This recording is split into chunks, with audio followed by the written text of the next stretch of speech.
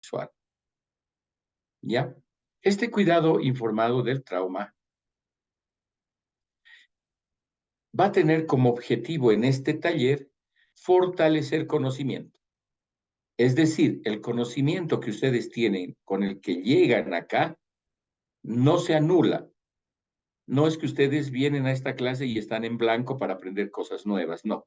Ya tienen ustedes una historia némica, una historia cognitiva, un aprendizaje hecho, es más, ustedes como estudiantes universitarios, profesionales, ya tienen conocimientos específicos respecto a lo que vamos a trabajar.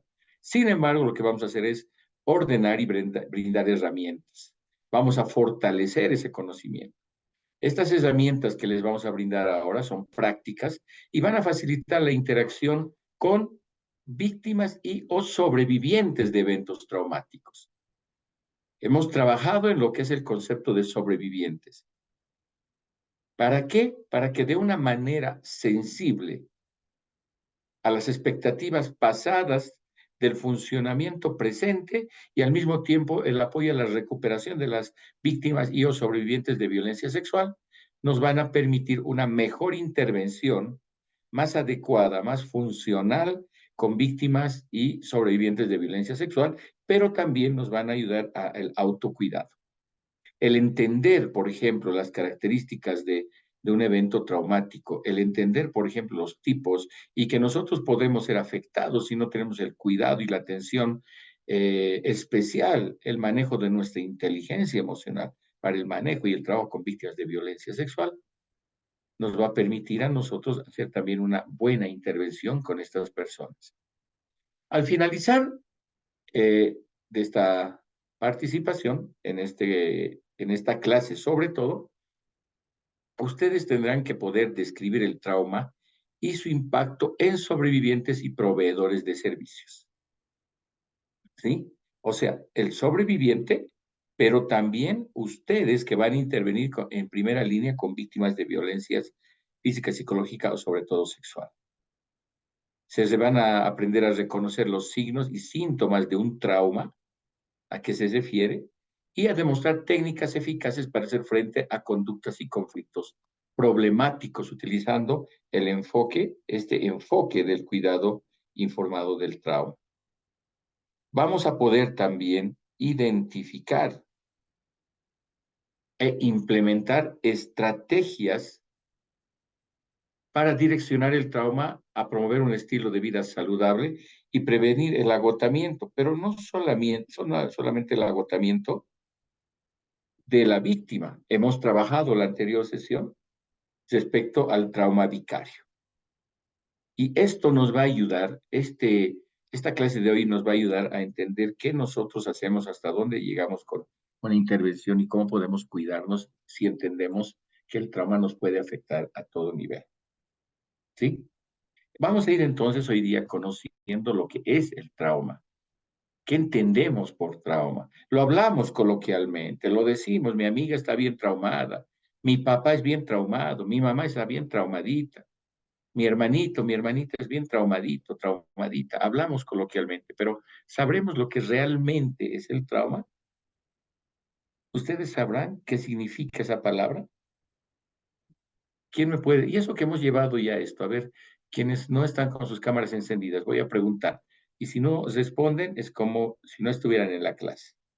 ¿Ok? Ya claro, recién encienden sus cámaras, ¿no? Recién encienden.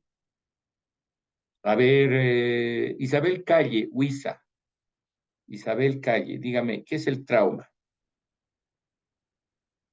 Isabel Calle. Si no contesta hasta 3, está fuera de la clase, porque no está encendida su cámara. ¿Me escucha? Ahora sí le escucho, Isabel. Dígame, ¿qué es el trauma para Pero usted? estoy en la calle y recién voy a llegar a casa. Siempre participo en clases, pero ahora no voy a poder encender la cámara, licenciado. Ya, Isabel, dígame, ¿qué es el trauma? ¿Qué será trauma para usted? Bueno, son consecuencias de un suceso que una persona ha atravesado. Puede ser, por ejemplo, estamos hablando cursos de tema de la violación, cuando una persona ha sido maltratada, digamos, en ese sentido, se le queda ese susto o ese momento vivido, licenciado. Y eso lo Ya, puede expresar, no simplemente en ese momento lo puede exteriorizar, eso se puede guardar en sí misma y más adelante puede exteriorizar ese trauma cuando puede ver algo similar a lo que ha visto y puede volver a revivir ese trauma. gracias, Isabel. Sí, está bien cerca de lo que nosotros ya hemos hablado en la anterior clase de qué es el trauma, hemos dado un concepto, no sé si se acuerdan. A ver, otra persona, Alejandro Flores, buenas tardes, Alejandro. Encienda su cámara y dígame, ¿qué es para usted el trauma? Lo hemos avanzado en la anterior clase. Alejandro Flores, buenas tardes. ¿Está en clases o no está en clases? A la una, a las dos. Yo tengo unos colegas docentes que cuando no encienden sus cámaras los sacan del aula, los van sacando del aula. Si uno por uno, como no están en clases, bueno, vayan a salir. No sé si hacemos eso. A ver, Jazmín Escobar, no, Nidia Charmil. A ver, Nidia Charmil. Nidia Charmil. ¿Qué es el trauma para usted? Nidia a la una, a las dos y a las tres, no hay. A ver, ¿quién más tenemos? Jazmín Escobar, ¿qué es el trauma para usted? ¿Qué es un evento traumático? Tampoco está encendido su cama. Bueno, vamos a perder el tiempo, creo, con las personas que no encienden. Les voy a, por cuestiones de tiempo, no vamos a esperar más. Vamos a dar nuevamente este concepto respecto a lo que es un evento traumático. ¿Qué será entonces el trauma? Por favor, atiendan muy bien esto porque ustedes van a tener que utilizar este concepto para trabajar con víctimas y sobrevivientes de eventos traumáticos. Puede ser un evento, o sea, podemos ver que el trauma puede ser un evento. O puede ser una serie de eventos. Normalmente a los seres humanos nos pasan una serie de eventos traumáticos desde que nacemos, nuestro crecimiento, nuestro desarrollo personal, cuando tenemos relaciones de pareja, cuando tenemos problemas laborales, cuando hay un accidente, cuando tenemos una pérdida. La pandemia nos ha metido a todo el mundo en una sola bolsa y nos han encerrado en nuestras casas, que han sido muchas veces eventos traumáticos para las personas porque son ese conjunto de circunstancias que van a experimentar las personas y que van a perjudicar física o emocionalmente. ¿Hay traumas físicos? Claro que sí. Cuando uno juega o hace un deporte, fútbol, vóley, no sé, tiene una lesión física, es un evento traumático físico. ¿Hay lesiones emocionales o psicológicas? Sí, pueden haber. Cuando, por ejemplo, nos llaman la atención delante de mucha gente, podemos tener nosotros un evento traumático, nos puede afectar de sobremanera. El trauma va a tener siempre efectos adversos que duran y que afectan el funcionamiento del individuo a nivel emocional, mental, físico y, ¿por qué no espiritual? ¿Nos puede afectar espiritualmente un evento traumático? Claro que sí. Sobre todo cuando tenemos pérdidas y nos cuestionamos, o cuando vemos a alguna víctima muy cercana, una niña de 2 años violada, y decimos, ¿qué y cómo no ha sido protegida por Dios ese angelito? Nuestra espiritualidad puede ser dañada si estamos muy involucrados muchas veces o tenemos mucha relación con los eventos traumáticos de las personas de nuestro alrededor, ¿no? Entonces, ese es y para recordar también, porque eso también lo hemos llevado ya, existen tipos de traumatización. La primaria le ocurre a la persona directamente involucrada en el evento traumático. A la víctima o sobreviviente de una agresión sexual será entonces que tiene una psicotraumatización primaria. La secundaria le ocurrirá al testigo. Es indirecta y contingente, es decir, quien a través de sus órganos de los sentidos, sus órganos sensoriales, puede ver, escuchar, incluso oler algo relacionado con la traumatización ocurrida a otro. Imagínense que oler, dirán ustedes, ¿cómo va a oler? Imagínense un incendio donde una persona está dentro de una casa y es parte y se quema ahí adentro. Ese olor se puede quedar grabado en nuestra memoria olfativa y cada que hablamos un poquitito de humo, nos va a recordar ese evento traumático.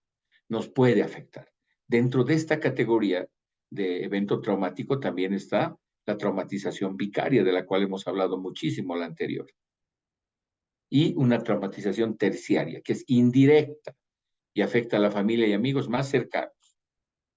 Se caracteriza porque hay una relación afectiva emocional con la víctima muy cercana, ¿no? Y que la puede afectar traumáticamente si no ha visto, no ha olido, no ha leído nada, le han avisado a esa persona que ha habido un fallecimiento, por decir, de alguien, y le puede afectar. Es una traumatización terciaria.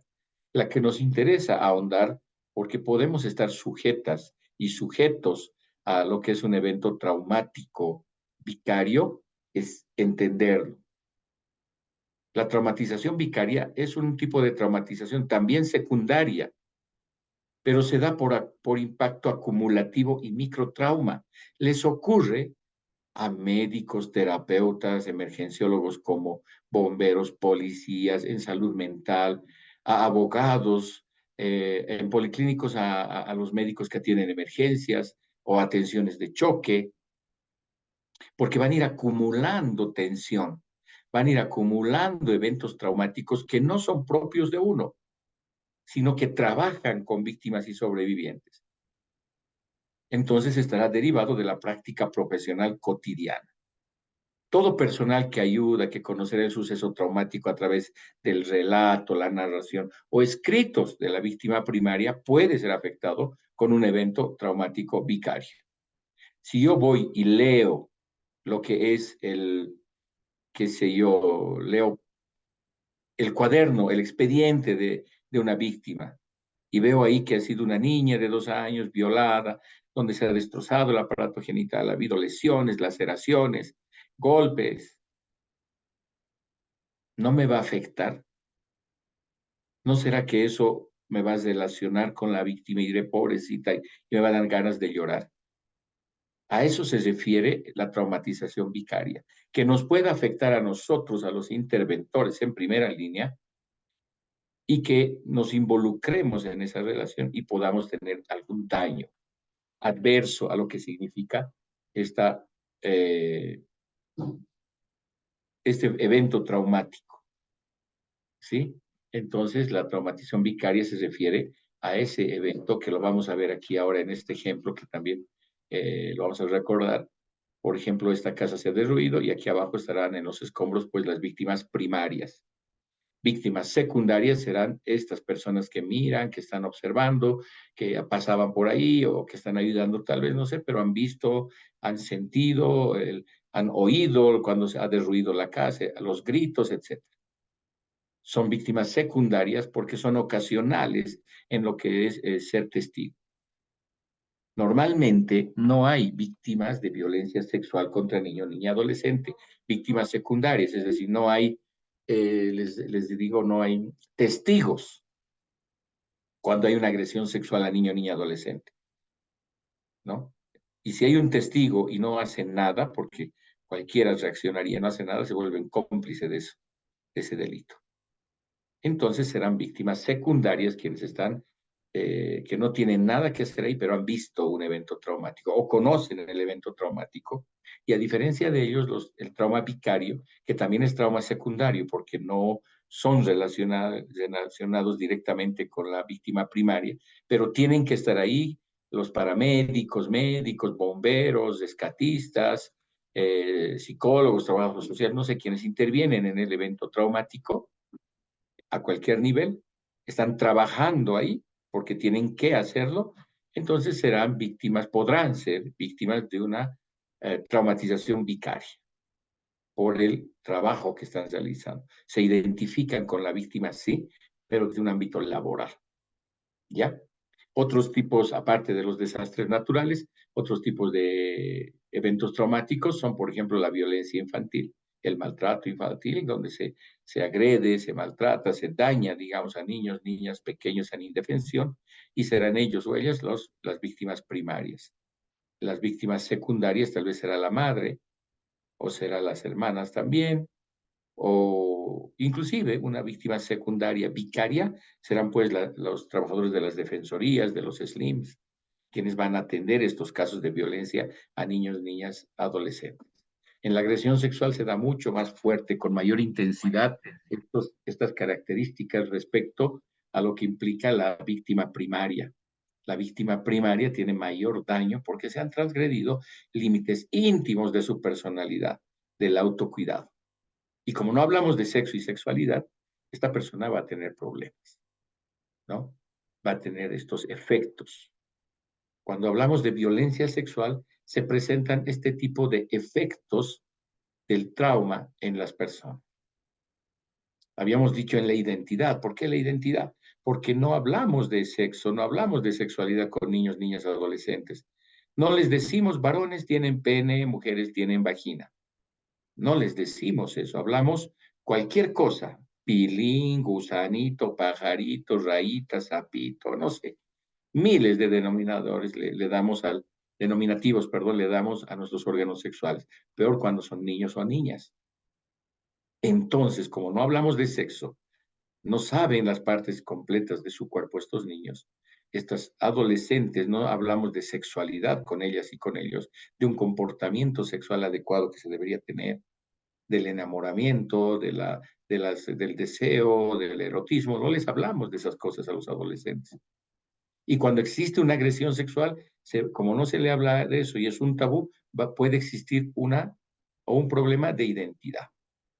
Y dirá, soy mala persona, yo tuve la culpa de que me violaron. No debí salir, no debí vestirme, no debí hablar así, no debí, y se echa la culpa a esa persona. Y está dañada todo ese proceso de identidad consigo misma y hasta con su género muchas veces. La confianza es minada. ¿Se acuerdan que hablábamos de Jorge Barudi, la primera clase, si no me equivoco, donde el agresor hace un proceso de manipulación, un proceso de captación de esta persona para cometer el delito, para desarrollar su deseo sexual inapropiado, por supuesto. Y también habíamos visto que 8 de cada 10 casos de violencia sexual son ejercidos por su entorno primario. Hermanos, hermanastros, tíos, abuelos, no sé, padre biológico, lastimosamente.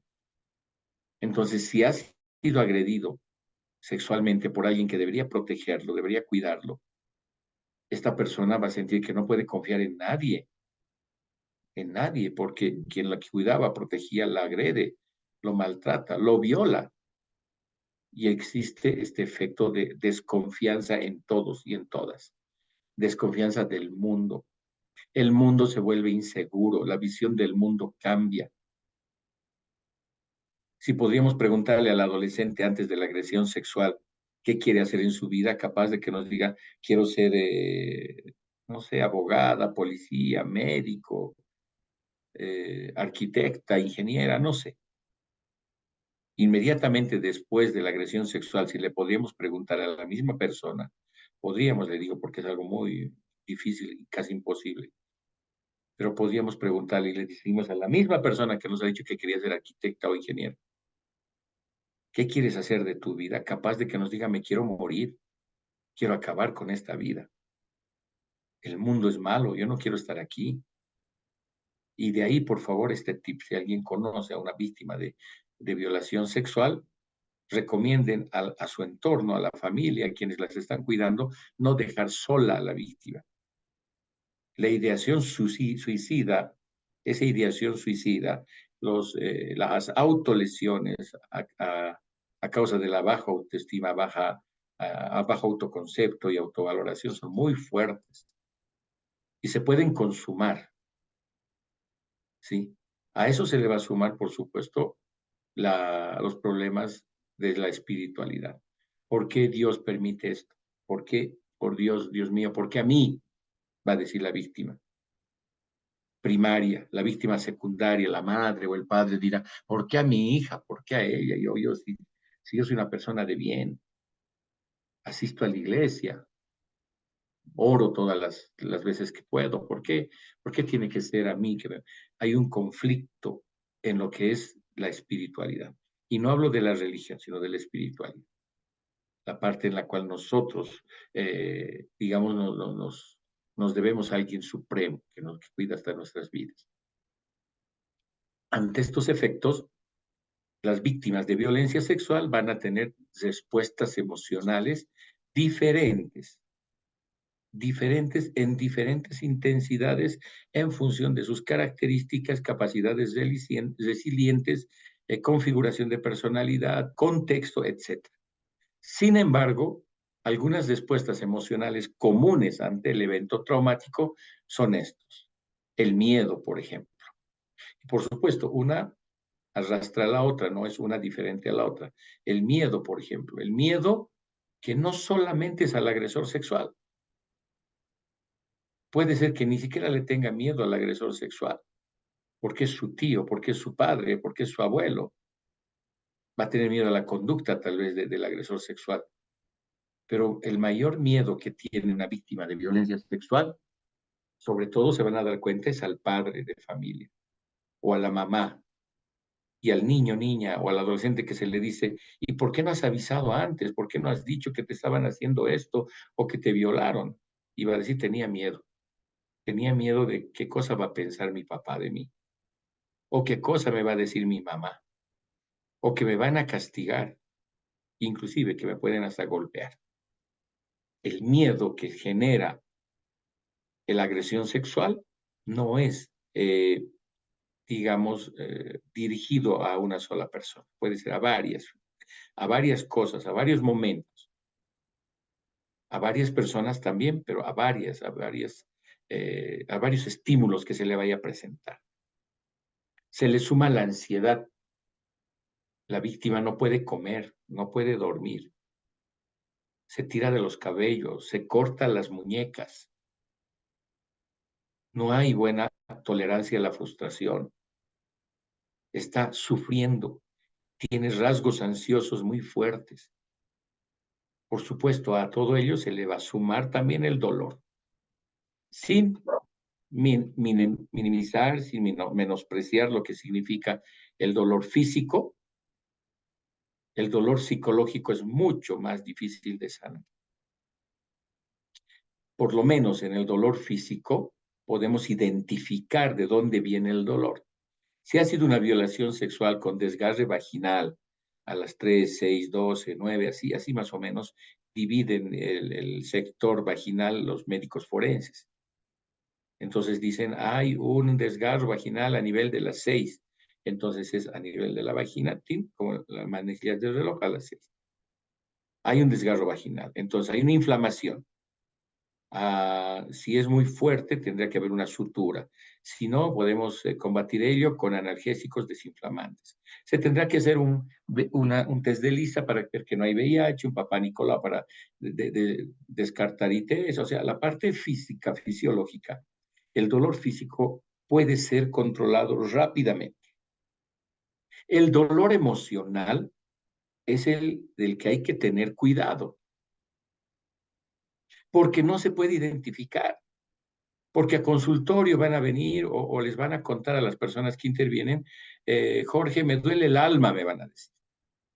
Y yo ese rato, ¿y de qué color es su alma? Transparente, negra, blanca, es verde, roja, no lo sé.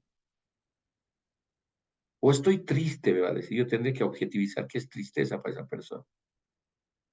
He puesto esos dibujos al costado porque esa película, los que no la han visto, vean. Y los que la han visto van a decir intensamente, se llama la película, donde hemos tratado, bueno, se ha tratado de hacer, los seres humanos han tratado de hacer, darle un color a las emociones. La tristeza es azul, la rabia, la ira es roja, el miedo, el descontento, no sé qué es eso, es dorada, la alegría es amarilla, no sé. Se ha intentado de dar, objetivizarse sentimientos y emociones, que no se puede fácilmente, ¿me entienden? No es así para todos. Entonces es identificar el dolor, es bien difícil de hacerlo, objetivizarlo es bien difícil, porque la paciente, la víctima, la sobreviviente nos dice, me duele el corazón y no le voy a hacer un electrocardiograma a ese dato y va a salir negativo, va a salir que está muy bien del corazón. Es que no puedo dormir, no puedo comer, tengo miedo, rabia, dolor. ¿Qué color es el dolor? ¿De qué forma es el dolor? El dolor emocional, psicológico, es subjetivo. Si se puede objetivizar, sí lo podemos hacer, pero con mayor cuidado. A esto se le va a sumar la culpa. Una de las cosas que daña más a una víctima de violencia sexual es esta emoción que es la culpa. El sentimiento, esta emoción de la culpa es muy fuerte. Es tan fuerte, esta persona se puede hacer daño a sí misma, que puede querer acabar con su vida, no entendiendo que una víctima de violencia sexual jamás tiene la culpa. Ya lo habíamos mencionado. ¿Quién tiene la culpa? El agresor sexual. Quien agrede, quien lastima, quien daña, que intencionalmente, sabiendo que está causando daño, lo hace. Él tiene la culpa. La víctima no tiene la culpa. Por ende, no debería tener vergüenza, pero como siente culpa, va a sentir vergüenza. Por mi culpa, yo no debía haber salido, no debía haber tomado bebidas alcohólicas, no debía haberme vestido así, no debería haberme comportado así tal vez, justificando la agresión sexual que muchas veces lo hacen las víctimas sobrevivientes. No tiene la culpa una víctima de violencia sexual. No dice, me voy a vestir con poca ropa, me voy a poner un top, me voy a poner una minifalda, me voy a pintar muy bien, ojalá que alguien me viole esta noche. Se dan cuenta que no es coherente, no existe culpa en esta víctima. Ahora dirán muchas veces, pero estaba a las 3 de la mañana, en estado de ebriedad, tomando con varios hombres en un lugar oscuro, no sé. Esos son factores de riesgo. Son factores de riesgo, responsabilidad de la víctima, sí, no debería estar haciendo eso. Pero no es su culpa la agresión sexual, porque ella no piensa que la van a violar. ¿Se dan cuenta? Entonces, y a esto se le va a sumar también una reacción emocional, una reacción más bien ante estas emociones, que es el aislamiento. Con todo esto, si se dan cuenta, la sobreviviente de violencia sexual va a empezar a aislarse del mundo. Días antes, esta persona era muy sociable, andaba, jugaba, hablaba con todos y con todos. Después de la violación sexual, empieza a aislarse porque el mundo es inseguro, es malo, desconfía de todo, etcétera, etcétera. Ahora bien, el aislamiento es una forma, una respuesta emocional ante el trauma.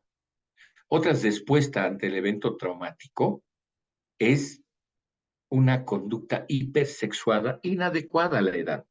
Se da mucho en niños y niñas pequeñas, donde este niño, esta niña pequeña, no va a poder manejar la situación. Lo va a dar la vuelta, no se va a aislar, sino va a salir y va a empezar a tener conductas extraordinariamente sexuadas, no adecuadas a su edad. Una hipersexualidad, ¿sí? Para recordar, hasta acá hemos ido viendo, si se dan cuenta, todo lo que es los eventos traumáticos. Vamos a decir que tiene un impacto significativo sobre los y las sobrevivientes, que va a marcar la vida de esta persona, que la agresión sexual, que el evento traumático se queda toda la vida en la mente de esa persona. Es parte de su vida, de su historia, de lo que ha vivido. No significa de que va a sufrir toda la vida. Eso va a depender de cómo se va a atender a esta persona, cómo se va a dar la adecuada atención y recuperación y proceso para poder tal vez deconstruir su vida. ¿Sí? Tenemos que entender que todos los seres humanos somos resilientes, ¿no? Que todos nosotros aprendemos a levantar. ¿Qué es la resiliencia? La resiliencia es la capacidad del ser humano para sobrellevar y sobreponerse ante los problemas que puedan tener en sus vidas. ¿Sí? Esas resiliencias las tenemos todos. Unos más, unos menos. Unos más en algunas cosas, otros menos en otras cosas, etcétera, etcétera. Estas resiliencias van a protegernos de estas circunstancias adversas, ¿no? Van a enseñarnos poco a poco en el proceso a volver a creer en nosotros, en nosotras, a rememorar lo que es bueno y tratar de dejar de lado, no olvidar, dejar de lado lo que es malo y seguir adelante. Las experiencias traumáticas siempre están asociadas a conductas de alto riesgo en la edad adulta. Si no se ha resuelto bien el problema, cuando son niños, niñas, adolescentes, cuando son adultas o adultos, esto genera mucho más daño. A manera de paréntesis, les digo lo siguiente, nosotros en Misión Internacional de Justicia tenemos un proyecto llamado el Proyecto Fénix, creo que ya les hablé. El Proyecto Fénix trabaja con víctimas de violencia sexual en alguna etapa de su vida, que hayan sido victimizadas en alguna etapa de su vida, que son sobrevivientes a esa agresión sexual, mayores de 18 años. Si ustedes conocen a alguien que ha sido víctima de violación sexual, de una agresión sexual, o alguna de ustedes o alguno de ustedes ha vivido una etapa o un momento de abuso, de maltrato, de violencia, de violación sexual, no duden en contactarnos, llamarnos, las atenciones son gratuitas, son parte del grupo, trabajamos en procesos de estabilización, hacemos luego trabajo de conciencia social, de incidencia, etcétera, etcétera. ¿Sí? Entonces, ¿qué es lo que pasa en la edad adulta?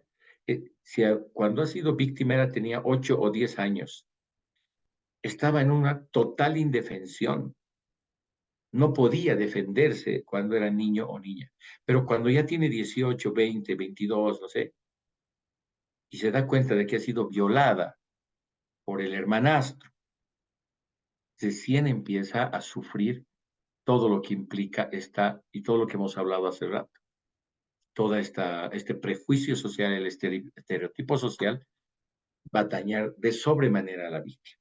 Y tenemos nosotros casos de que después de 15, de 10, de 30 años inclusive, han podido hablar recién de la agresión sexual que han sufrido cuando eran niñas o niños. El trauma está más allá del alcance de la experiencia humana normal. Es decir, es tan común el trauma, todos lo sufrimos, porque es inevitable. No creo que nadie levante la mano y me diga, yo, Jorge, nunca he tenido un evento traumático. Se han pasado la pandemia ha generado eventos traumáticos, pérdidas de gente querida que estaba a nuestro alrededor, que eran familia, que eran amigos muy íntimos, personas que queríamos o conocíamos. ¿Eso nos puede generar un evento traumático? Claro que sí. Y también es inolvidable, ¿no? Es inevitable, pero es inolvidable. ¿Se puede olvidar con hipnosis? No. ¿Hay alguna pastilla de amnesia que nos puedan vender? No. ¿Hay una operación, una microlobotomía que nos puede sacar un pedazo de la memoria para no recordar? No. Es decir, es inolvidable. Y aquí me dirán, ay, es inolvidable, entonces pobres las de las víctimas que nunca se van a olvidar. Sí, no se van a olvidar, pero se puede resignificar ese evento traumático, dar otro significado, que no es ese de defenestración, de que se acabó la vida y que nunca más van a volver a ser felices. Mentira. Cuando se entiende que la culpa tiene el agresor y no debo tener vergüenza, cuando se asume que fui víctima en un momento y que estoy sobreviviendo, cuando esta víctima sobreviviente de violencia sexual trabaja en sí misma, en resignificar, en darle otro significado, otro valor a la agresión sexual, esta persona va a empezar a recuperar y a sanar mental, psicológica, emocionalmente. Y eso está comprobado. Para ello, muchas veces no lo puede hacer sola, necesita del apoyo de otra persona. ¿Sí? Muy bien. Ahora vamos a ver lo que es el cuidado informado del trauma. Ya sabemos lo que es un evento traumático. Ya sabemos de lo que existen los tipos de trauma. Sabemos que existe un trauma vicario del cual podemos ser afectados nosotros como interventores en primera línea con violencias, con cualquier tipo de violencia. Ahora, ¿qué hacemos? ¿Cómo lo atendemos? ¿Cómo le damos una posible atención primaria? Porque la solución va a requerir de mucho trabajo especializado en procesos, muchas veces de medianos a largo plazo. Pero podemos hacer algo en la primera intervención que hacemos nosotros con víctimas de violencia sexual. Sí, a través de este cuidado informado del trauma. Y el cuidado informado del trauma es un enfoque basado en el conocimiento del impacto del trauma. Es decir, todo este rato hemos estado hablando del trauma y ustedes deberían conocer sus características, los tipos, cómo se da, las reacciones, las emociones, todo lo que hemos hablado. Conociendo todo esto, puedo trabajar con esta herramienta llamada cuidado informado del trauma, que no es un tipo de terapia clínica. Es decir, no es necesario que yo sea psicólogo terapeuta para poder introducir este método del cuidado informado del trauma en la atención a víctimas y o sobrevivientes de violencia sexual. Entonces, este enfoque está basado en el conocimiento de ese impacto del trauma. Ya sabemos que es muy duro, muy fuerte, peor en violencia sexual. Entonces, tenemos que utilizar esto para dirigir y garantizar entornos y servicios más acogedores y agradables para los receptores del servicio, es decir, para quienes van a ser víctimas y con las que vamos a trabajar, pero también para el personal, también para quienes van a atender un caso. Este cuidado informado del trauma es un enfoque, como les había dicho, es una forma de ser, una forma de actuar, que lo hace cualquier ser humano, con sensibilidad, con conciencia social, con ética, con moral. Todo eso lo hemos construido nosotros y nosotras. Es un enfoque para interactuar con las víctimas de trauma que nos va a permitir tener un marco de referencia para los proveedores de servicio, y que va a estar enfocado a relacionarse efectivamente con los sobrevivientes. Aprender a interactuar con sobrevivientes es un reto muchas veces, porque una agresión sexual contra la otra agresión sexual son diferentes. Las agresiones sexuales son diferentes en función de las reacciones, de la intensidad, del tiempo, etcétera, etcétera, que puede tener. Una es diferente de otra. Y está enfocado entonces el cuidado informado del trauma a relacionarnos efectivamente con estos sobrevivientes para comprender las experiencias de ellos o de ellas antes, durante y después de la agresión sexual. Y va a necesitar relacionarse de una forma sensitiva que facilite la recuperación de los sobrevivientes.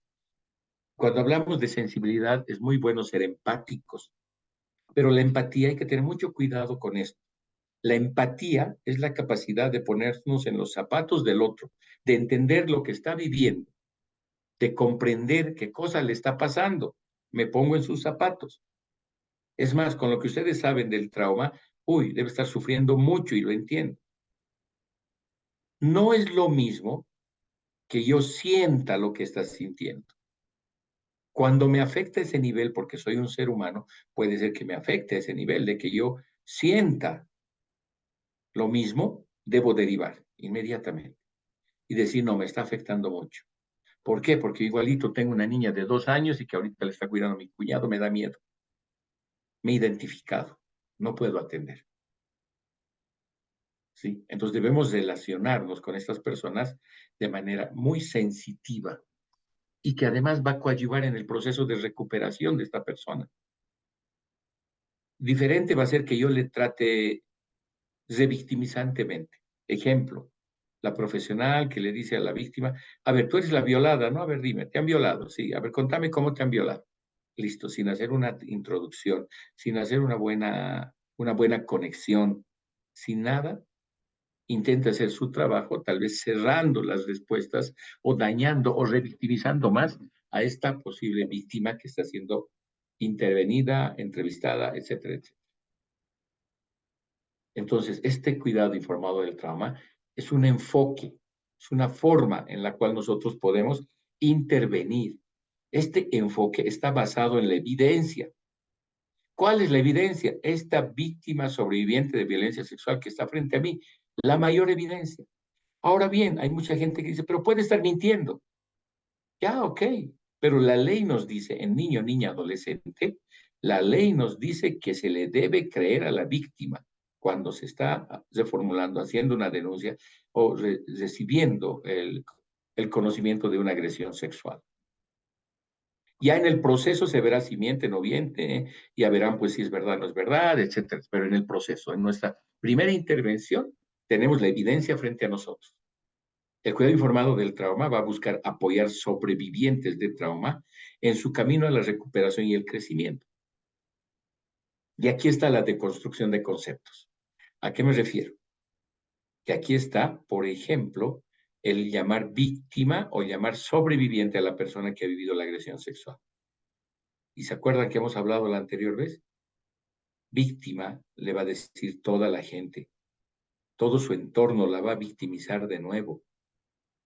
Víctima la mamá, víctima el papá, el policía, el juez, la fiscal, el médico forense, el IDIF, la otra parte, el abogado, todo el mundo le va a decir víctima. Entonces, lo que se genera es una programación neurolingüística, que todos nosotros lo hacemos muchas veces, pero en este caso con efectos muy nocivos. Se le dice tanto que es una víctima, se la cataloga, se la etiqueta con víctima, al punto de que cuando le decimos quién eres tú, nos dice yo soy la víctima. ¿Y cómo se comporta una víctima? Con dolor, ansiedad, angustia, depresión, estrés postraumático, muchas cosas, ¿no? Pero ¿qué pasa si nosotros le decimos, ya no eres una víctima, has sobrevivido, eres una sobreviviente de una agresión sexual, has podido seguir adelante, lo estás haciendo muy bien, a la agresión sexual? Entonces vamos a tener que buscar un espacio seguro primero para esto. Respeto a su dignidad como ser humano, no le puedo atender, entrevistar donde sea, delante de todos. Debo tener siempre esos cuidados profesionales de la intimidad, porque ese delito es de un carácter y un orden íntimo, y reforzando sus fortalezas internas. Conocer a esta persona, cuáles son sus fortalezas internas, qué es lo que tiene para poder trabajar sobre eso. Les doy un ejemplo. La víctima de 13 años es víctima de violación por el padrastro. En su casa la madre socapa la conducta, esconde y no hace nada. Es más, culpabiliza a la víctima. Le dice, claro, vos le has debido coquetear a mi esposo. Capaz que le diga eso a la adolescente. Pero hay una denuncia. La adolescente ha sido entrevistada, digamos, en las DNAs y ahí tendrá que ver y decir, bueno, a ver, ¿será que su familia es una fortaleza? ¿Será que su familia le va a generar estas resiliencias personales?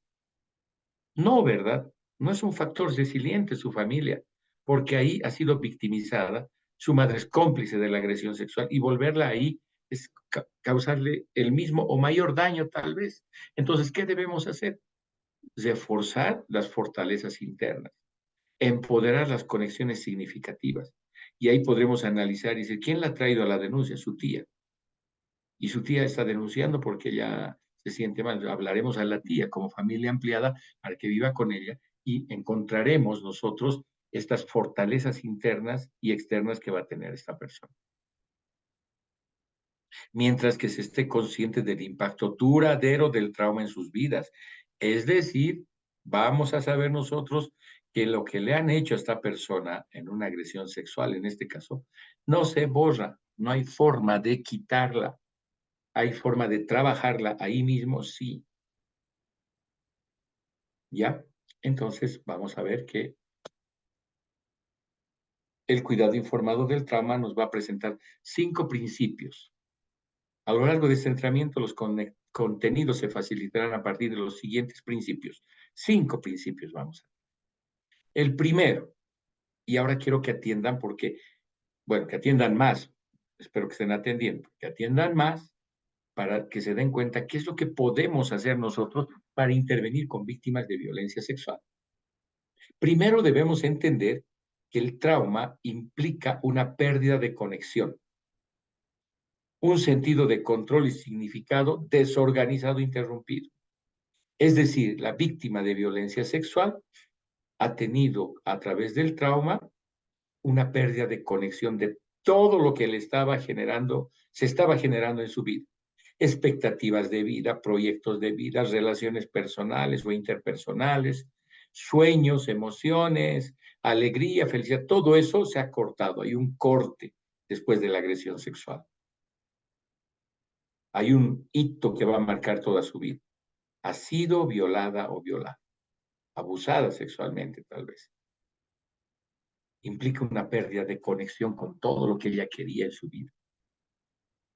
Entonces, ¿cuál será el primer paso? ¿Qué es el primer paso que nos plantea el cuidado informado del trauma? es reestablecer esta conexión. Restablecer la conexión tal vez con ustedes primero y después con las demás personas. Por supuesto, con el cuidado que tiene que tener, no devolverla, digamos, a un ámbito hostil donde va a seguir siendo lastimada, dañada, etc. Pero lo primero que hacemos y lo que nos marca el cuidado informado del trauma es lograr una conexión. ¿Cómo lo voy a hacer? Esta conexión tendrá que tener mucho del cuidado y el profesionalismo del interviniente. Saber qué cosa decir y qué cosa no decir cuando se esté interviniendo. Les voy a dar un ejemplo. Hay un adolescente o una niña que viene para ser evaluada o que tiene que trabajar conmigo. No le voy a decir directamente, hola, buen día, pasá, sentate. A ver, dime, contame, ¿cómo te han violado? ¿Qué ha pasado? Dice que tu tío te ha violado. A ver, dime, contame, ¿cómo te ha violado? ¿Cuándo ha sido? ¿A qué hora ha sido? ¿Dónde ha sido? Si hago eso, ¿será que nosotros estamos logrando una conexión con esta víctima sobreviviente? O tal vez estaremos replicando esa conducta de control y manipulación que ha hecho el agresor sexual. Entonces, para tener una conexión, tenemos que nosotros tener herramientas y ser inteligentísimos para lograr que esta persona confíe en mí, se conecte conmigo. Entonces, tal vez puedo empezar la entrevista por altos niveles de respeto, sea niña, niño o adolescente. Nunca lo voy a tutear, no le voy a decir, hola, ¿cómo estás, niño? Entra, ¿no? O al adolescente, ¿cómo estás? Bien, entra, a ver, contame lo que te pasa. Él es, no es mi amiguito, no es mi empleado, no es una persona a quien yo le puedo tratar o tutear porque ni la conozco tal vez. Tendré que tener altos niveles de intervención y de cuidado. Decir como, por ejemplo, buenas tardes, niño o niña, buenas tardes, joven, tal vez porque árabes decimos adolescente, o decirles buenas tardes, joven, pase, por favor, tome asiento, ¿cuál es su nombre? Mi nombre es Juan, no sé qué. Mucho gusto, Juan. ¿Le puedo decir Juan? No, todos me dicen Juanito. ¿Le puedo decir Juanito? Sí. Ya. Juanito, ¿cómo estás, Juanito? Dime una cosa, ¿con quién has venido, Juanito? Ya me ha dado el permiso, la autorización para tener una relación directa, más amena. No, ya, tú eres Juanito, sí. A mí dime licenciado, dime magister, dime doctor. No le voy a decir eso. Le voy a decir, muy bien, Juanito, mi nombre es Jorge, puedes decirme Jorge, para que yo te pueda ayudar. Estamos buscando la conexión con esa víctima sobreviviente. Y luego de eso tal vez le diremos, ¿y qué te gusta? ¿Te gusta el fútbol? ¿Te gusta la calle? ¿Te gusta salir? ¿Te gusta la salchipapa o la hamburguesa? Etcétera. Y nos responderá, sí, yo soy de tal equipo, me gusta más la hamburguesa que la salchipapa, cosas bien comunes. ¿Y por qué les estoy recalcando esto? Porque ese es el cierre de la escuela. Logro la conexión, me va a hablar de una y de otra cosa, y recién introduciré el tema de, digamos, de la violación sexual. Si soy un psicólogo forense, tendré que ver en todas las características de daño que existe. Si soy el policía, las características en las que se presenta el delito, o el abogado para saber cómo implemento mi proyecto, etc. Hago una conexión. Y recién le diré, mira, tú sabes por qué estás así, es que mi tío me ha lastimado, me ha hecho daño. ¿Me puedes contar eso? ¿Qué es lo que te ha pasado? ¿Dónde? ¿A qué hora? ¿Me puedes decir eso? Porque necesito saber para ayudarte, para ver en qué podemos coadyuvar, ser parte de tu solución, no sé. Y después de que nos cuente, no les vamos a decir, ya, gracias, ya te ha contado, gracias, chao, puedes irte, Juanito, no. Podré utilizar los mismos argumentos y herramientas que he tenido el primero en la primera intervención. Y me ha dicho que le gusta el fútbol, y me ha dicho que es del Stronger, y me ha dicho que le gusta más el básquet que el fútbol, pero tengo mi equipo, y acabaré la entrevista con eso. Le diré, bueno, Juanito, muchas gracias por contarme todo, y ahora, ¿por qué no le hablas a tu mamá para que vea que te ayude comprando una hamburguesa? ¿O dónde vas a ir ahorita? ¿Vas a ir a jugar fútbol? ¿Y cuándo juegas? Y le voy a hablar de otra cosa diferente de la agresión sexual para salir y cerrar la conversación. Y así no mandarlo llorando a su casa, ¿no? Porque se va a sentir mal cuando cuente la agresión sexual seguramente. Luego ya tengo que sacarlo de nuevo de ese momento doloroso y revictimizante. Y le hablaré de otras cosas que además él me ha dado los datos en cuanto he tenido la primera entrevista. Después de lograr esta conexión, ¿Para qué logramos la conexión? Para reconocer todo comportamiento y para reconocer que todos esos comportamientos que tenga esta víctima o sobreviviente tienen un significado, significa algo. ¿Por qué se aísla? ¿Por qué se reprime? Porque le da miedo, porque le da vergüenza. Ese es un comportamiento que nos está dando un significado, ¿sí? ¿O por qué tiene una conducta hipersexuada? No, ya no me importa nada mi cuerpo, ya me han violado, no tengo nada que cuidar, ya no soy virgen, ya, ya no es necesario que me esté cuidando para nada, ni mi boda, ni nada.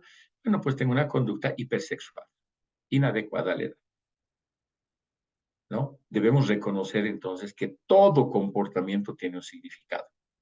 Yo los estoy viendo en las pantallas aquí, algunos me están atendiendo full, otros están mirando a la izquierda, a la derecha, otros están escribiendo, en algunos veo hasta el reflejo de la clase, no sé.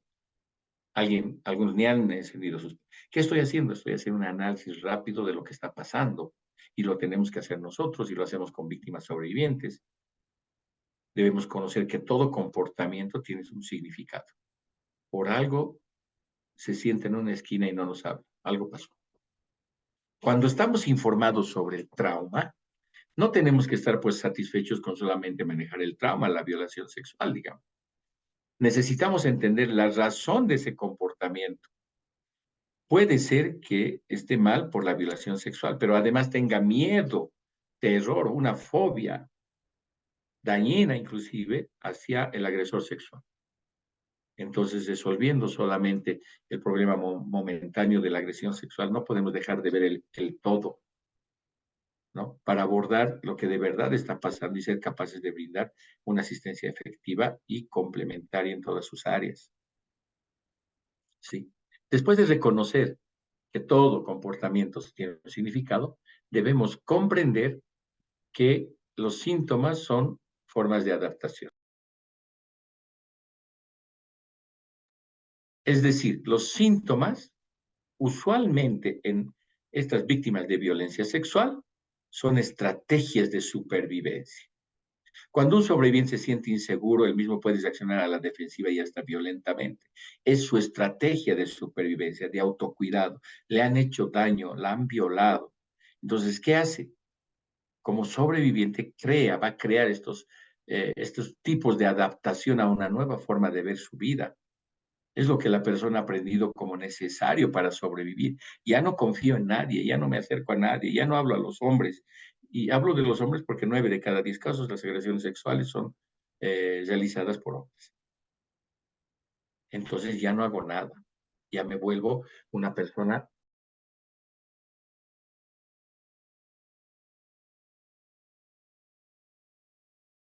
Hola, perdón. Entonces, ¿qué es lo que esta persona ha aprendido como necesario para sobrevivir? Es lo que yo debo entender. ¿Qué cosas ha aprendido? ¿A ser agresiva? ¿A ser agresivo? ¿O hacerse tímido, ensimismarse? Estos síntomas nosotros vamos a ver como estrategias de supervivencia. Son sus estrategias. Donde más se ve son en chicos de la calle, en procesos de callejización, se van a dar cuenta, por ejemplo, que estos síntomas son muy notorios. O sea, ustedes no se acercan así nomás a un chico de la calle, a no ser que le muestren dinero. Ahora, si son policías y están con uniforme, nunca se van a poder acercar así nomás, se van a alejar ellos. Estas personas han aprendido a vivir en esa subcultura de la calle. Quien conoce puede ser más y mejor recibido en sus entornos. Entonces debemos comprender estos síntomas, lo que le está pasando, como formas de adaptación, una nueva forma de adaptarse a una nueva forma de vida que va a tener. Entonces vamos a buscar ¿qué? El confort del sobreviviente, no el control.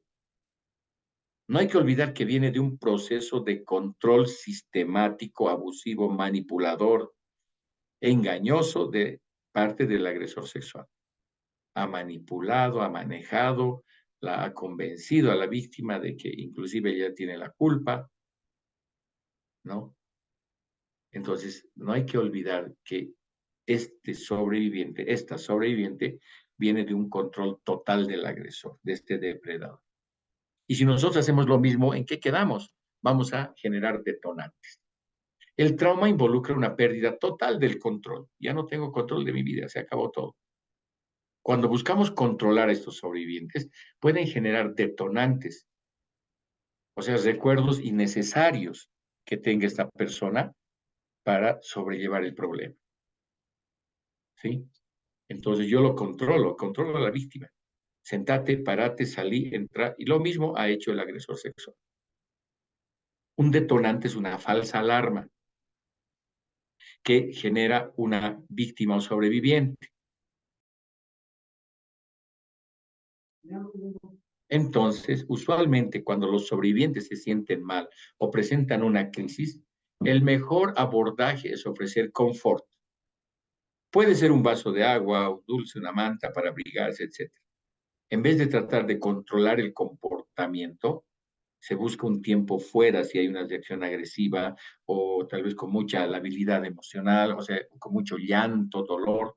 Hacemos un break, un corte, a ver, un momentito, esperaremos, respiremos hondo, veamos cómo lo volvemos a abordar. Quiero que te sientas bien.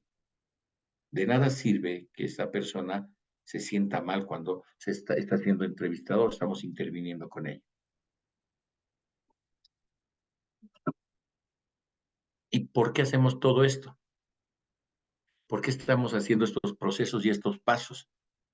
Porque queremos llegar a deconstruir conceptos a partir de sus fortalezas en vez de sus debilidades. Estamos entendiendo que tiene mecanismos de defensa, que se está readaptando nuevamente a otra forma de vida esta persona. Y vamos a deconstruir, no reconstruir. Reconstruir significa tiro todo en cero y empiezo de cero. ¿Ve? Los seres humanos no podemos reconstruir nuestra vida, porque no podemos tirar todo nuestro conocimiento, nuestra mente, nuestra memoria y empezar de cero como un niño de 0 años. Los seres humanos deconstruimos, ¿ya? Le damos otra manera de ver a nuestros conceptos. ¿Qué cosas tiene que deconstruir una víctima de violencia sexual? La culpa, el sentimiento de culpa y de vergüenza. Decirle, tú no tienes la culpa, has sido una víctima. ¿Quién es el culpable? El maldito agresor que te violó, que te lastimó, que él ha transgredido las barreras de la ética, de la moral, de la responsabilidad, del cuidado, de todo. Tú no, tú has sido una víctima. Al contrario, ahora eres una sobreviviente. Entonces, cuando deconstruimos el concepto de culpa, es uno de los primeros pasos en los cuales esta víctima de violencia sexual va a empezar a deconstruirse y decir, tienes razón, yo, ¿por qué estoy sufriendo? ¿Por qué sufro yo? Que sufre ese maldito desgraciado, que se vaya al infierno, él es el agresor. ¿Yo por qué debo sufrir? ¿Por qué estoy? Cuando hacemos este proceso de racionalización y de construcción, vamos a poder trabajar en sus fortalezas y no en sus debilidades. Reconocemos que todas las personas tienen fortalezas, todos tenemos, sobre las cuales podemos construir unas nuevas formas y miradas de su propia vida. Hacerle entender eso a una víctima es súper importante. Y nosotros, como proveedores de servicios, nuestro trabajo, identificar lo más rápido posible estas fortalezas. En qué es fuerte esta víctima sobreviviente. Y ayudar a los sobrevivientes a reconocerlas y valerse de ellas para su recuperación. ¿Qué es lo más importante para ella? El deporte. Bueno, incidamos más en el deporte, veamos que puedes hacer esto, esto, esto. No, para mí más importante son los estudios. Bueno, entonces estudia. ¿Qué quieres estudiar? Mete, estudia esto, esto, esto. Estamos deconstruyendo conceptos en base de sus fortalezas identificadas lo más rápidamente y no así en sus debilidades, ¿no? Las debilidades que vamos a encontrar en esta persona las podemos conscientemente evitar. Una evitación consciente de sus debilidades. ¿Sí? Si ella tiene, por decirles un ejemplo así, tiene miedo a las arañas, no, entonces me voy a hacer el loco y no le voy a mostrar arañas, ¿verdad? En el caso de agresión sexual, puede ser que tenga un miedo fóbico a un lugar donde ha sido víctima de violación. Imagínense una niña de 10 años que ha sido víctima de violación en el recreo, en el baño de su colegio, por el regente. Entonces vamos a empezar a decir, ella va a tener un miedo focalizado, va a tener un miedo focalizado ¿a qué? Al colegio, al recreo, al baño, al regente. Un miedo específico. ¿Qué vamos a intentar? Cambiar ese miedo. Hacer un poco a poco. No, ese regente ya está en la cárcel. Tu colegio sigue ahí. Y si vas ahora al baño, anda acompañada de una amiga. O sea, muchas estrategias que podemos concretar con ella para poder estabilizar a esta persona, ¿sí? Deconstruimos. Y nosotros tenemos la obligación de rápidamente saber estos procesos. Los fundamentos básicos, lo que hemos llevado hasta ahora son estos que están, solamente la diferencia es que están en un esquema. Que tal vez nos va a ayudar a recordar lo que tenemos que hacer con el cuidado informado del trauma. Estos son los fundamentos en los cuales nos vamos a basar. El primer paso a la recuperación, recuerden, es restablecer una conexión con la víctima y con sus entornos. No solamente con nosotros, sino con los entornos saludables y resilientes que pueda tener. Tratar de restablecer esa conexión, que vuelva a confiar en otras personas, esta vez con mucho más cuidado, claro que sí, pero tendrá que restablecer una conexión con su propia vida, porque la agresión sexual puede hacer pensar a una persona que se debe morir y que ya no sirve para nada y que tiene que dejar de existir en este mundo. Logramos la conexión para reconocer que toda conducta tiene un significado. Reconocemos que todas las conductas tienen un significado. Nos va a ayudar a entender los síntomas, que a menudo estos síntomas son estrategias de supervivencia. ¿Qué queremos lograr cuando encontramos esto, cuando conectamos? El confort y no el control de la víctima sobreviviente.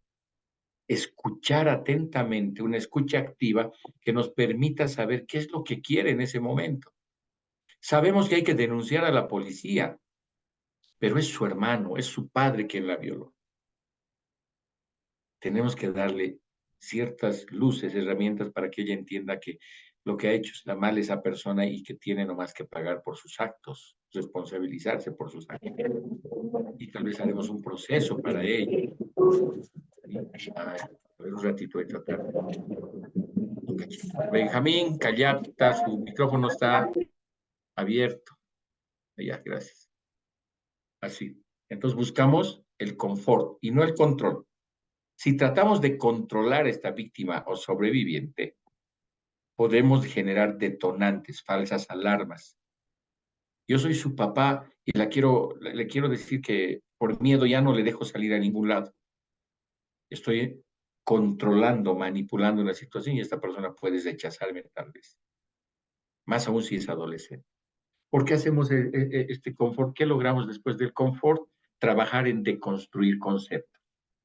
Conceptos de culpa, de vergüenza, de tal vez baja autoestima, de incertidumbre en la vida, de baja tolerancia a la frustración. Todo eso podemos trabajar con esta persona. Deconstruimos su concepto, deconstruimos sus proyectos de vida, deconstruimos sus anhelos, sueños, esperanzas, etcétera, para que volvamos de activar a esta persona a una interacción social adecuada y un proceso de desarrollo adecuado, por lo menos.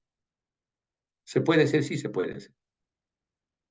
Que nos va a ayudar, el deconstruir nos va a ayudar a reconocer que cada uno tiene fortalezas para lograr esta deconstrucción. Cada uno de diferente manera, porque tiene diferentes expectativas. Y el fin será de la recuperación de esta persona que resignifique el evento traumático, que el dolor que le causa, digamos, sea racionalizado y que entienda que no le debería doler porque ella no ha cometido un error. Ella no ha sido la que quería que la agredan sexualmente, que la violen. Ha sido una víctima y luego una sobreviviente. Quien debería sentir pena, dolor, asco de sí mismo será el agresor, no ella. Entonces se dan cuenta, se hace todo este proceso para intervenir con las víctimas de violencia sexual, para que nosotros podamos tener estos beneficios respecto a este cuidado. Primero, mejora la capacidad de los proveedores de servicio.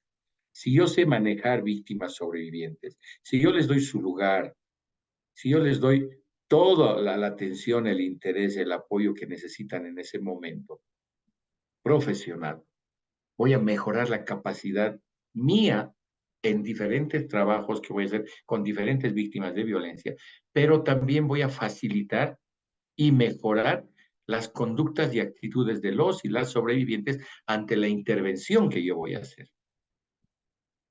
Entonces yo manejo o mejoro mis capacidades que me van a ayudar a que facilite una mejor intervención también con estas víctimas y sobrevivientes que cambien sus actitudes, tal vez de ensimismamiento, de timidez, de miedo, o conductas agresivas a una conducta más asertiva que me permita trabajar con esta persona. Tal vez en su evaluación, tal vez en su atención, tal vez en su proceso terapéutico, no sé, pero me va a ayudar todo este proceso del informado del trauma a facilitar una mejor atención y yo también voy a sentir bien, asegurando que estos sobrevivientes reciban la ayuda que quieren, que requieren. Puede ser que ese dato diga, no quiero denunciar, no le vamos a decir, no tienes que denunciar a la fuerza. Bueno, sabemos que tiene que denunciar, el no hacerlo, digamos, nos convierte en cómplices, pero tendríamos que darle vueltas al asunto hasta convencerla de que sí se debe hacer esa denuncia, de que sí va a haber un proceso, de que sí va a tener que haber una entrevista a cámara Gesell, por ejemplo, y darle el poder, el apoyo para que deconstruya conceptos. Y va a reducir la posibilidad de experimentar el trauma vicario. Sí podría reducir esta posibilidad cuando hacemos todos estos pasos que hemos mencionado en el cuidado informado. ¿Sí? Hasta aquí. Preguntas, antes de que entremos a la última parte. ¿Alguna pregunta? ¿Alguna observación?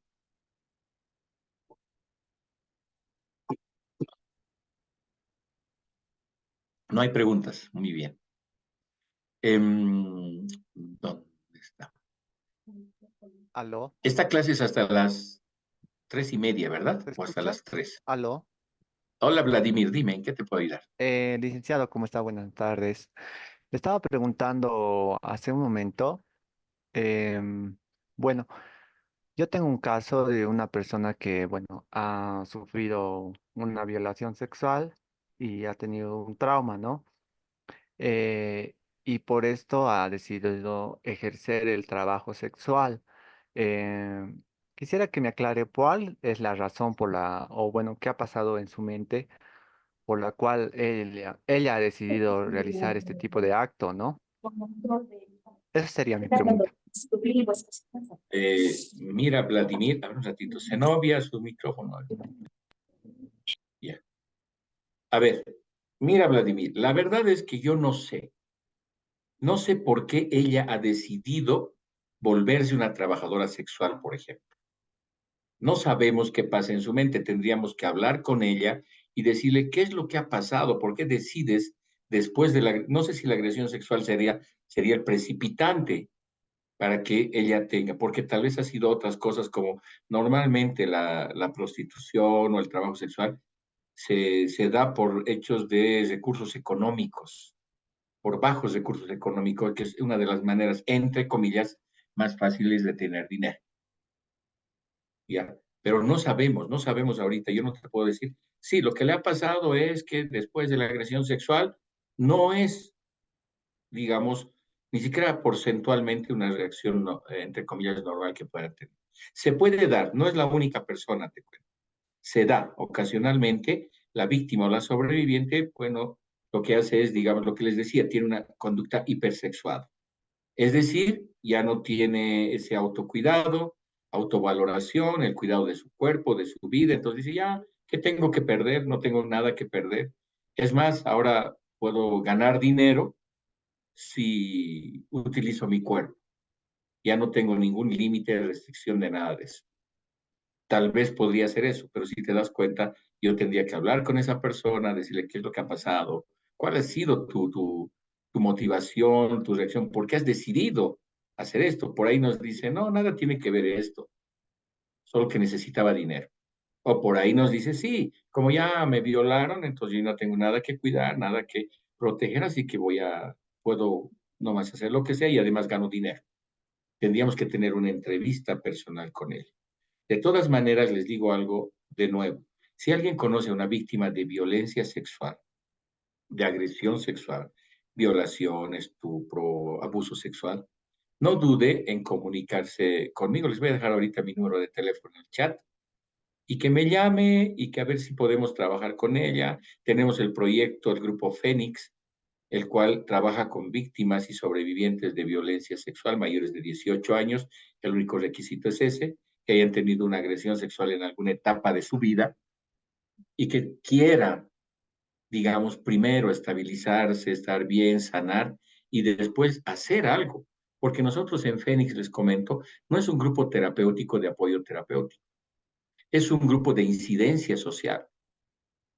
Hemos escrito 2 libros ya con el grupo Fénix de historias de violencia sexual para prevenir, para incidir en la sociedad. Entonces es bienvenida cualquier persona que quiera primero establecerse, estabilizarse y luego trabajar con este mal, que es un mal pues mundial, la violación sexual. Entonces, Vladimir, difícilmente podemos justificar, digamos, una reacción como ella. La podemos tal vez entender, pero habrá que estudiar mucho más su caso para ver que si realmente ha sido esto lo que ha detonado, lo que ha generado en ella esta actividad sexual que tiene. ¿Sí? Entonces, hasta ahí podríamos ver. Y si quieres, le das el número, mi número les dan, o los que hayan vivido, tal vez aquí hay alguna persona, les comento que en una de las clases que he dado, me han escrito, me han llamado después, me han dicho, yo he vivido una agresión sexual, quiero ser, y ahorita es parte del grupo Fénix esa persona. Aquí está mi nombre y estoy poniendo un ratito. ¿Ya? Ahí está mi teléfono y mi nombre por si acaso. Si alguien conoce a una víctima de agresión sexual que quiera ayuda, que quiera trabajar en sí misma, que quiera hacer algo por esta sociedad, me llaman y podemos hablar para la incorporación al Grupo Fénix. ¿Ya? ¿Alguna cosa más? ¿Algún otro comentario? ¿Pregunta? Nada. Muy bien. Entonces vamos a ir cerrando la clase de hoy. ¿Esta clase es hasta las 3 o hasta las 3:30? Licenciado, ¿Quién me buenas dice? tardes. A ver, Melvia, te escucho. Pero no estás con cámara, Melvia, o sea que no estás en la clase. ¿Qué ha pasado?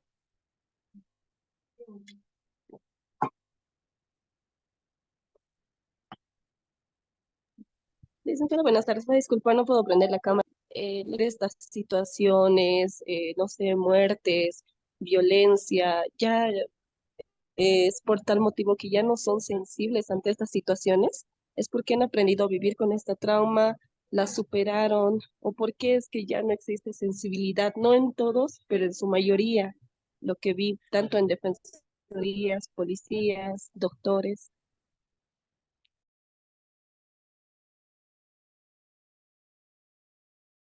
A ver, ¿me estás hablando de profesionales que no atienden de buena manera? ¿A eso estoy entendiendo? Sobre el trauma vicarializ. No Sobre el tanto trauma así vicario. de que, sí, Sí, sí, no, sí. no Lo que tanto, pasa, Melvi, sí, lo que existe, y lo hemos hablado en la anterior clase, no sé si estaban ustedes, pero en la anterior clase hemos hablado del trauma vicario a detalle. Y hemos visto que el trauma vicario, uno puede generar diferentes conductas. Una conducta extrema, digamos, es la desensibilización sistemática que va a tener esa persona. Como atiende una y otro caso, ya se le vuelve normal la violencia, ya se le vuelve cotidiano y es parte de su vida escuchar que hay muertos, que hay violaciones. Entonces, ¿qué hace? Se desensibiliza. Hay un proceso de desensibilización sistemática, poco a poco, gradual, capaz de que ni se da cuenta que se ha desensibilizado, pero se desensibiliza, no atiende a las personas con el cuidado, la atención, cuidado informado del trauma, no la atiende, empieza a desensibilizarse el profesional, porque está siendo víctima de un trauma vicario, le está afectando eso. Son microtraumas que ha ido, es como les digo, a ver, es como si yo agarro mi dedo y me pincho con una aguja, me duele. Me pincho, me pincho, me pincho. Va a haber, después de 1000, 2000 veces que me he pinchado, ya no me va a doler lo mismo. Mis umbrales de dolor van a cambiar. Lo que pasa es que en estos profesionales muchas veces, tanto atender estos estos casos, se desensibilizan. Una desensibilización sistemática, paso a paso, procesual. ¿Sí? Y hay el otro extremo. Muchas veces cuando estos profesionales atienden muchos casos, se pueden involucrar afectiva emocionalmente y les puede dañar, pueden estar dañados, les puede causar daño en toda su vida, en, en todo su desarrollo personal y profesional. Muchos psicólogos terapeutas tienen psicólogo terapeuta para trabajar esto. Los psicólogos terapeutas nosotros trabajamos con mucho dolor, daño, problemas. Tenemos que aprender a canalizar ello, a continuar sensibles ante uno y otro caso. Muchos psicoterapeutas tienen un psicoterapeuta para trabajar en los daños posibles que se generan en estas personas. Ese es el otro extremo, el involucramiento afectivo emocional. O me desensibilizo al punto de no atender bien, no entender bien a las víctimas sobrevivientes, o me involucro afectivo emocionalmente que me afecta y no puedo dormir y no puedo comer porque me da pena esa niña, porque no he podido apoyar a esta persona que se suicidó, que no puedo resolver problemas de pareja, de agresiones, etcétera, etcétera. Entonces son dos extremos que hay que evitar, que hay que cuidar. Para eso hay que tener niveles o estrategias de autocuidado, de dejar, por ejemplo, de trabajar sábados y domingos. Personalmente yo trabajo el viernes hasta tarde. Sábados y domingos no contesto el teléfono de mi trabajo, a no ser que sea una emergencia de una o de un paciente que me diga, Jorge, es urgente, quiero hablar contigo. Se sienta tal vez alguna vez, después no. Y en la oficina saben que no me llaman, no me van a llamar porque si me llaman ni contesto. Tendrá que ser una emergencia. Entonces, ¿qué hago? Tengo estos espacios de autocuidado que debería tener. Las personas somos como una olla de presión que se nos suma la presión, la presión. Si no tenemos ese pitito que está arriba para soltar algunas veces la presión, podemos explotar, nos puede dar un burnout, una carga, digamos, tan fuerte emocional que tal vez nosotros estamos más dañados. Y sí, lastimosamente hay profesionales que son dañados con este trauma vicario y que pueden tratar mal o desensibilizarse ante un evento traumático. ¿Ok? Muy bien. Bustillos, Daniel, buenas tardes. Dígame, ¿qué le ayudo? Buenas tardes, Doc. Quería hacer una consulta. Bueno, sabe, mi esposa es litigante particular. Yo trabajo en la función pública. Sin embargo, tengo mi formación forense. Ella estaba atendiendo un caso de violación, ya en el cual la menor me refiere que está mintiendo, ¿no? Ella ha solicitado su declaración mediante cámara Gesell, pero no, la fiscalía y el juez no lo ha aceptado por el tema de revictimización, ¿no?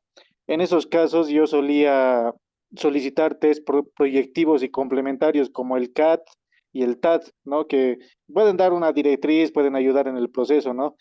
Sin embargo, quería preguntarle, si no me aceptan lo de la cámara Gesell, ¿qué pruebas o qué más podría solicitar, Doc? Daniel, ¿usted es abogado o psicólogo?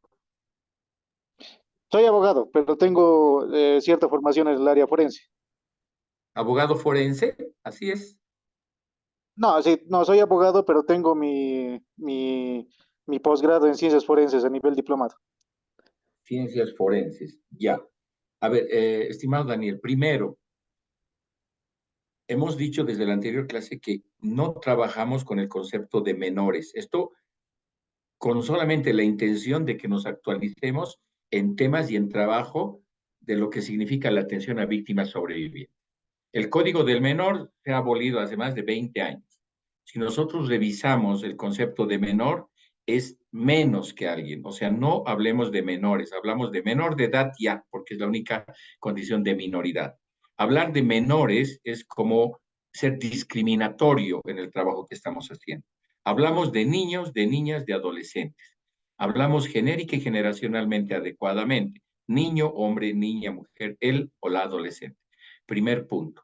Segundo punto, lastimosamente, el concepto de revictimización está siendo mal, tal vez utilizado por autoridades y sobre todo por muchos abogados que han introducido de mala manera el concepto de revictimización. Revictimizar significa rememorar, hacer recordar, hacer revivir nuevamente el proceso de victimización, y aquí está lo clave que ustedes deben saber, sin un fin específico para causar ese recuerdo. Entonces, cuando uno pide una, digamos, una cámara Gesell que se va a dar a una persona menor de edad, menor de los 18 años, entonces se trata de no revictimizar en cámara Gesell.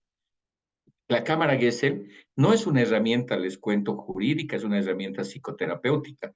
La cámara Gesell se construye para hacer procesos terapéuticos con la intervención de otros profesionales al otro lado del cristal, pero se ha adecuado inteligentemente, yo creo, a las evaluaciones de víctimas de violencia sexual. ¿Por qué? Porque tenemos dentro de la habitación de cámara Gesell a la víctima, posible víctima evaluada, y a un profesional psicólogo forense o psicóloga forense que va a hacer esa evaluación.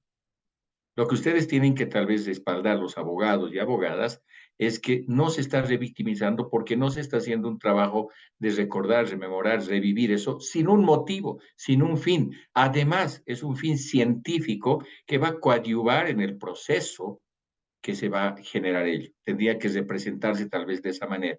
Primero. Segundo, lo que usted me menciona, test psicológicos como el TAT, el PAP, no son pues tan adecuados como para delimitar la violencia sexual. Podemos buscar otras herramientas, tal vez un Rorschach, no sé, tal vez cosas que se adecúen. Ya ahorita no me gusta hablar mucho de tests a mí, porque no tenemos muy pocos tests que van a acomodarse a la idiosincrasia nacional de Bolivia.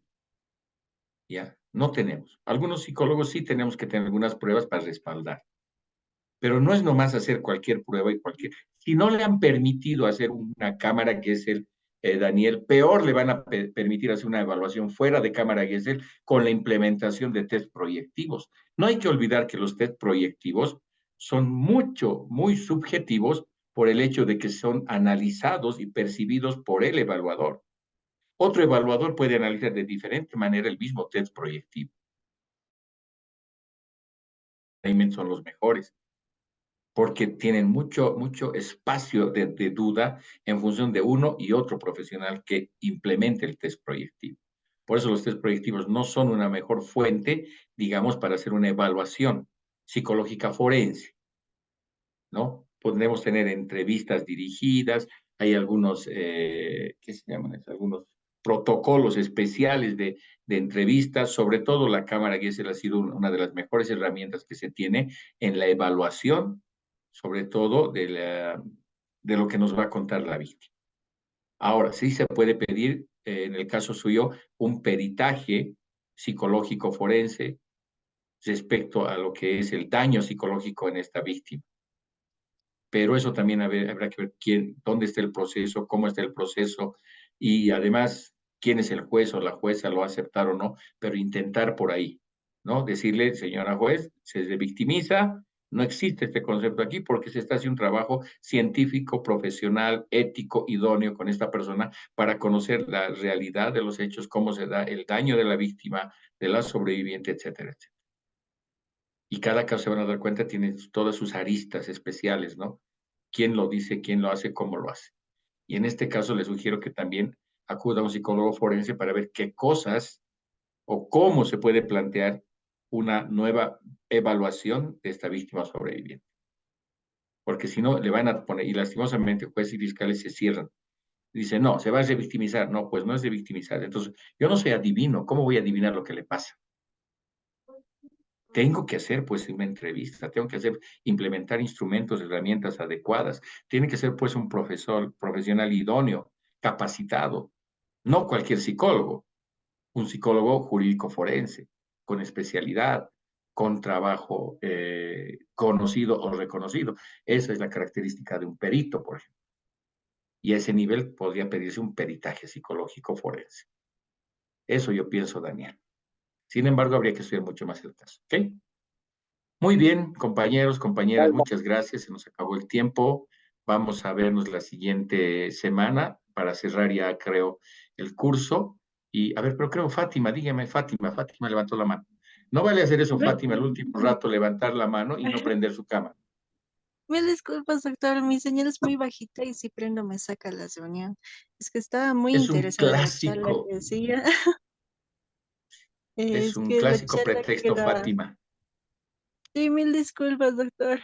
Ya. Eh, Dime, le, Fátima. le comentaba que yo soy psicóloga, ya he tenido experiencia en el área forense y tenía una consulta respecto a cómo es que se ha dado el trauma o de qué manera llega a afectar el trauma de una violación a un niño o niña que a futuro llega a convertirse en el agresor de una nueva violación a un niño o una niña. Como he tenido experiencia de todo lo forense, he visto casos, sin embargo, he tenido Se está esa entrecortando, Fátima. Repetime, por favor. Se ha entrecortado. decía, perdón, que cómo puede afectar el trauma de la manera a un niño que es víctima de violencia o violación, perdón, y que cuando es un adulto se convierte en la agresión de violación a otro niño. ¿Sí se me puede escuchar?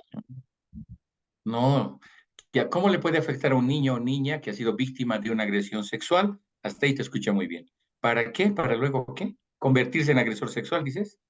Correcto. Cuando ya es adulto, convertirse en un agresor.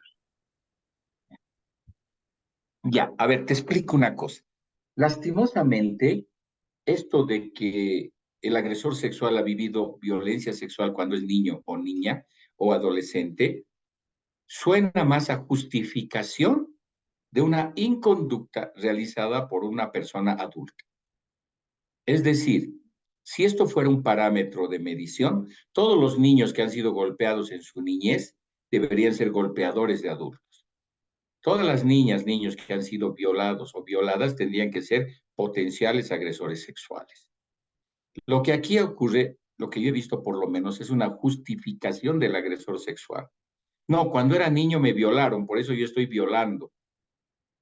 ¿Se entiende? No hay mucha coherencia en esto. Lastimosamente no tenemos un perfil criminal del agresor sexual. No existe ahorita a nivel forense un perfil criminal de un agresor sexual. Existen rasgos. Rasgos que son, por ejemplo, es manipulador, es el tipo encantador, es el tipo que te miente, que te manipula, etcétera. Y cuando existe un agresor sexual y el agresor sexual dice, es que cuando era niño me violaron, por eso estoy violando, ¿dónde está la capacidad de racionalización, de ética, de construcción de valores, de responsabilidades de ese ser humano mayor adulto que debería saber y decir, bueno, esto está mal y esto no lo debo hacer? ¿Se entiende? No hay mucha coherencia en eso de que era niño violado y ahora es un agresor sexual. Pueden causar muchas cosas las agresiones sexuales, pero tal vez la conducta del agresor sexual se va a ir formando paso a paso, poco a poco, ¿no? Tendría que tener en este proceso tal vez para más o menos llegar a la conclusión de que era niño, tendría que haber sido violado, y no entender lo bueno y lo malo, no entender lo que está bien y lo que está mal, no entender de que a él le han hecho mucho daño y no puede hacer ese daño, no puede repetir esa conducta. Se dan cuenta, hay cierta incoherencia en esa justificación de muchos agresores sexuales que dicen, es que cuando era niño me violaron, por eso yo voy violando a los niños, niñas y adolescentes. ¿Dónde está esa capacidad racional de moralidad, del locus interno, el locus externo, el autocontrol, ¿cómo se llama? Autocontrol de todas sus conductas, ¿no? Es medio incoherente. He escuchado muchas veces que algunos abogados de la parte, sobre todo acusada, dicen, no, es que de niño lo violaron y por eso él es un violador. ¿Se entiende? No, no debería haber esa relación.